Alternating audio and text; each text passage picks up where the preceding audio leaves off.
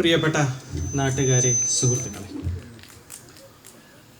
കടമ്പനാടിൻ്റെ വിളക്കായി, വെളിച്ചമായി, മണിദീപമായി പരിലസിക്കുന്ന ഈ ഗുരുദേവ ക്ഷേത്രം സമർപ്പണം ചെയ്യപ്പെടുന്ന ഈ വേളയിൽ നിങ്ങളോടൊപ്പം ഏതാനും നിമിഷം പങ്കിടാൻ കഴിയതിലെ സന്തോഷം, അവാച്യമായ അനന്താനുഭൂതി ഞാൻ ആദ്യമായി രേഖപ്പെടുത്തിക്കൊള്ളട്ടെ.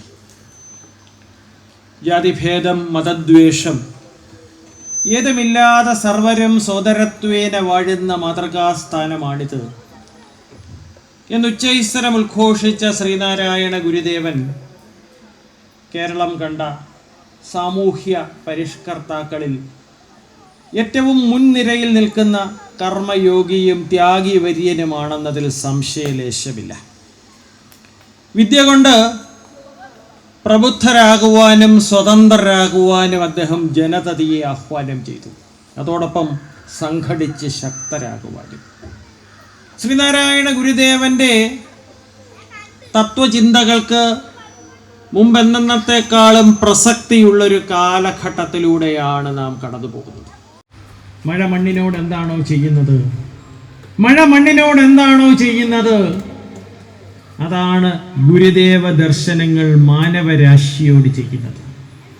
അതിൻ്റെ ആഖ്യാന ശില്പം ക്ഷേത്രകലയുടെ സൂക്ഷ്മ സുഭഗതയെയാണ് പ്രകടിപ്പിക്കുന്നത്. അതിൻ്റെ ആഖ്യാന ശില്പം ക്ഷേത്രകലയുടെ സൂക്ഷ്മ സുഭഗതയെയാണ് പ്രകടിപ്പിക്കുന്നത്.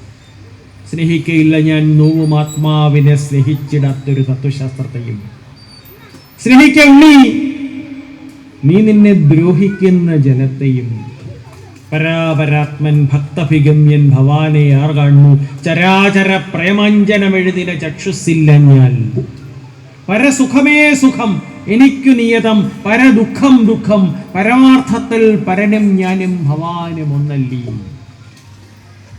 ഇന്നത് ആവാഹിപ്പിക്കാൻ കഴിയുന്നത് ഗുരുദേവ ദർശനങ്ങൾക്ക് മാത്രമാണ്. പ്രവർത്തിക്കാൻ എന്തെങ്കിലും ഉണ്ടായിരിക്കുക, സ്നേഹിക്കാൻ എന്തെങ്കിലും ഉണ്ടായിരിക്കുക, ആശിക്കാൻ എന്തെങ്കിലും ഉണ്ടായിരിക്കുക, ഇത് മൂന്നുമില്ലാത്തൊരു ദുരവസ്ഥയിലൂടെ നമ്മുടെ യുവതലമുറ പലപ്പോഴും കടന്നു പോകുന്നു.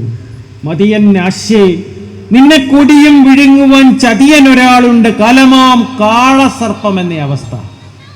മുന്നോട്ട് നോക്കുമ്പോൾ ഘോര മഹാരണ്യം, പിന്നിലോ ശൂന്യമരുപ്പരപ്പും, കലം നിടറിയാൽ വീണുപോകും ഗർത്തത്തിൻ കൂലത്തിലാണ് ഞാൻ നിൽപ്പതിപ്പോൾ എന്ന അവസ്ഥ.